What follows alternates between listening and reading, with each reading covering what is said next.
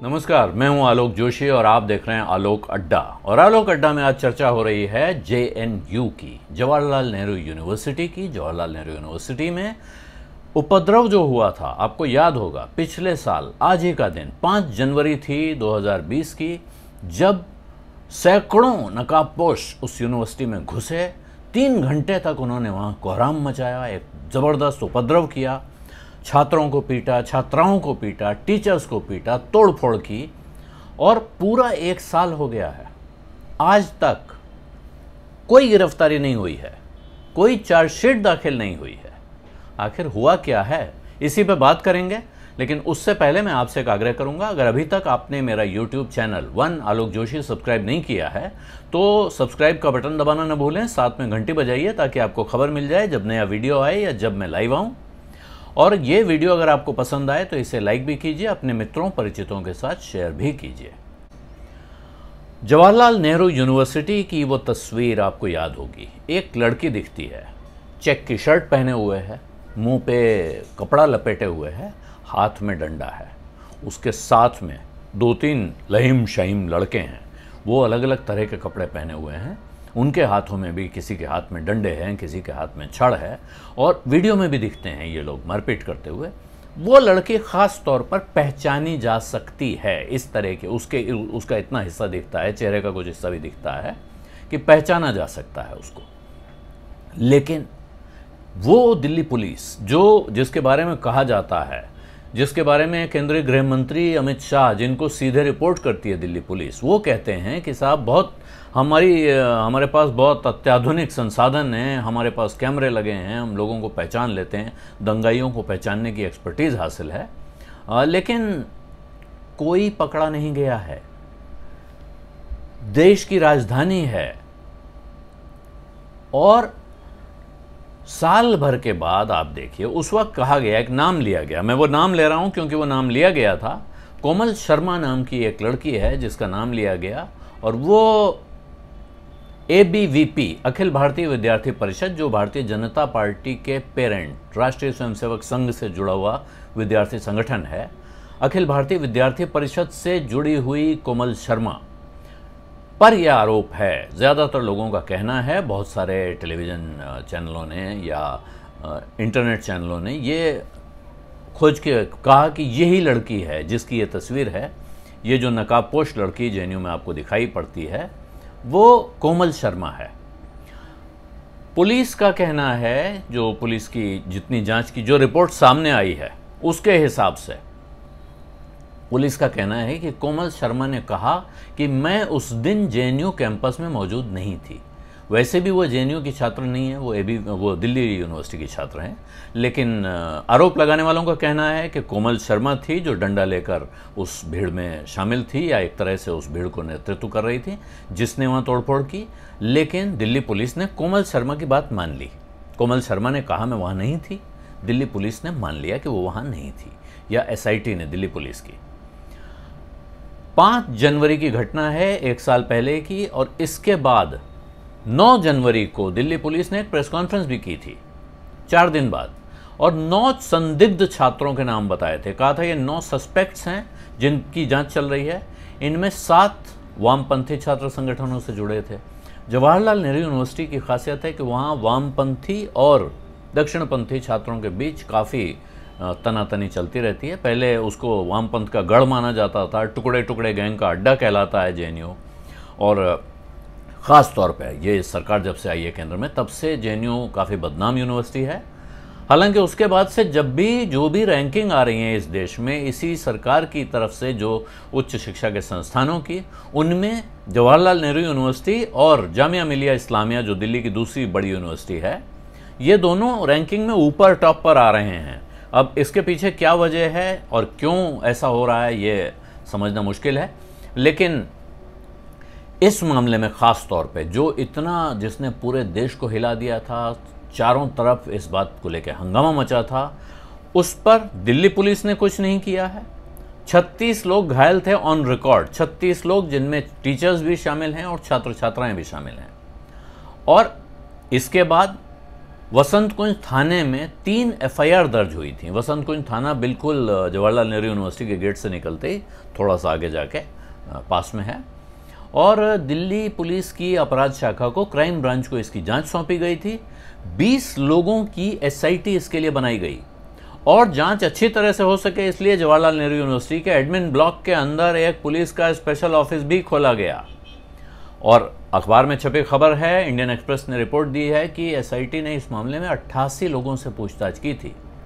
इसमें घायल छात्रों से पूछताछ हुई, टीचर्स से पूछताछ हुई, वार्डन से बात हुई, सिक्योरिटी गार्ड से बात हुई और ऐसे छात्रों से भी बात हुई, उनसे पूछताछ की गई जिन पर हिंसा के आरोप लगे थे। लेकिन इसके बाद क्या हुआ? इसके बाद पुलिस का कहना है कि लॉकडाउन हो गया जिसकी वजह से जांच आगे नहीं बढ़ सकी और छात्र अपने घर चले गए, इसलिए पुलिस हिंसा में शामिल छात्रों के खिलाफ पुख्ता सबूत नहीं जुटा पाई। ये पुलिस की सफाई है। दूसरी तरफ क्या हुआ? जवाहरलाल नेहरू यूनिवर्सिटी के एडमिनिस्ट्रेशन ने एक इंटरनल जांच बनाई थी। 5 लोगों की एक कमेटी बनाई थी, इंटरनल जांच कमेटी। लेकिन अब जेएनयू के रजिस्ट्रार प्रमोद कुमार साहब ने इसकी सफाई क्या दी है? उनका कहना है कि साहब जब पुलिस ने जांच शुरू कर दी थी तो यूनिवर्सिटी ने अपनी इंटरनल इंक्वायरी को बंद कर दिया। हिंसा में जो छात्र और टीचर्स घायल हुए हैं, जब उनसे मीडिया ने बात की, अनेक लोगों ने उनसे पता किया, उनका कहना है कि इस कमेटी ने एक बार भी हमसे कोई पूछताछ नहीं की है। तो पुलिस की जांच होने के पहले या उसके बाद इस कमेटी ने कोई सवाल नहीं पूछा है। और जो जेएनयू स्टूडेंट्स यूनियन की अध्यक्ष थी उस वक्त, आईसी घोष, उनके सर पर चोट लगी थी, 16 टांके लगे थे और आईसी घोष ने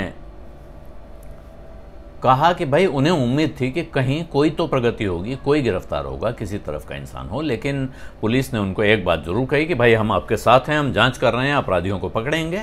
लेकिन एक बार, सिर्फ एक बार पुलिस ने उनसे पूछताछ की है और उसके बाद पुलिस की तरफ से कोई दोबारा बयान लेने के लिए उनके पास नहीं आया। और उनका कहना है आईसी घोष का कि भाई इंटरनल इंक्वायरी से उनको तो कोई उम्मीद थी ही नहीं, क्योंकि जेएनयू के एडमिनिस्ट्रेशन और वहाँ के वाइस चांसलर को लेकर पहले से ही सवाल उठ रहे हैं कि वो एक ख़ास विचारधारा की तरफ झुके हुए हैं। तो लेकिन पुलिस की तरफ से भी कोई जांच में तरक्की नहीं हुई, ये निराशाजनक है। और एक प्रोफेसर हैं जवाहरलाल नेहरू यूनिवर्सिटी की, सुचित्रा सेन, उन्होंने ये बताया कि साहब पिछले साल ही, यानी 5 जनवरी के 15 दिन बाद 20 जनवरी को उन्होंने वाइस चांसलर को एक चिट्ठी लिखी थी कि एक, इस मामले की निष्पक्ष जांच कराई जाए और दूसरी, जवाहरलाल नेहरू यूनिवर्सिटी में जो सिक्योरिटी एजेंसी हायर की गई है उसके खिलाफ एक्शन लिया जाए, क्योंकि वो पूरी तरह अपने काम में फेल हुई है। इसमें तो कोई शक नहीं है कि वो सुरक्षा एजेंसी अपने काम में पूरी तरह नाकाम रही।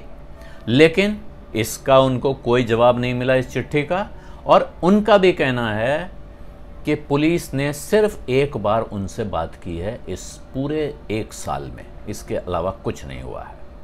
और इंडिया टुडे टेलीविज़न ने एक स्टिंग ऑपरेशन किया था, आपको याद हो, दिखाया था उसने कि साहब इस हिंसा को अंजाम देने वालों में राष्ट्रीय स्वयंसेवक संघ का जो छात्र संगठन है, अखिल भारतीय विद्यार्थी परिषद, उसके कार्यकर्ता शामिल थे।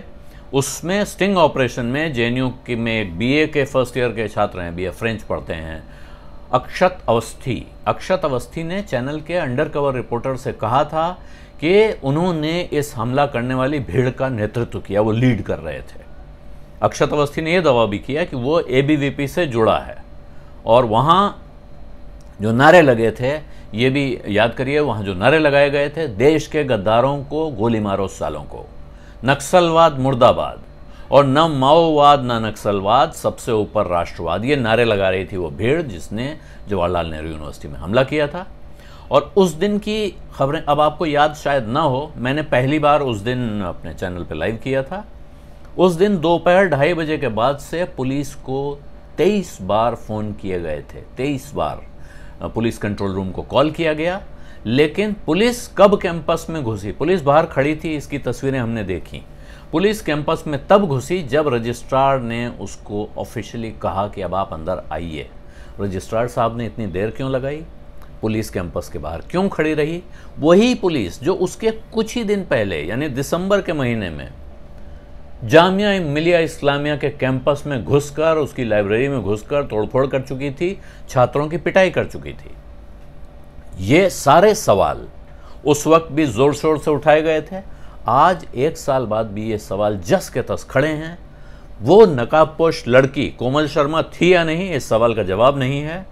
और देश की सबसे ज़बरदस्त पुलिस माने जाने वाली फोर्स दिल्ली पुलिस बिल्कुल खामोश है और कोई सवाल नहीं पूछ रहा है कि आखिर जेएनयू में हुआ क्या। जेएनयू में टुकड़े टुकड़े गैंग ने गड़बड़ की थी तो वो गैंग कहाँ गया, और अगर उसने नहीं की थी तो ये खौफनाक हरकत किसकी थी, ये जो उपद्रव हुआ था यूनिवर्सिटी में वो किसने किया था। इस सवाल का जवाब क्या अब कभी नहीं मिलेगा। ये सवाल आज 1 साल बाद फिर नए सिरे से खड़ा है। इसी के साथ मैं आपसे इजाज़त चाहता हूँ, लेकिन अगर अभी तक आपने मेरा YouTube चैनल वन आलोक जोशी सब्सक्राइब नहीं किया है तो सब्सक्राइब का बटन दबाना और घंटी बजाना न भूलें। मेरी बात समझ में आ रही हो, अच्छी लग रही हो तो इस वीडियो को अपने दोस्तों के साथ शेयर करें और इसे लाइक भी करें। धन्यवाद, नमस्कार।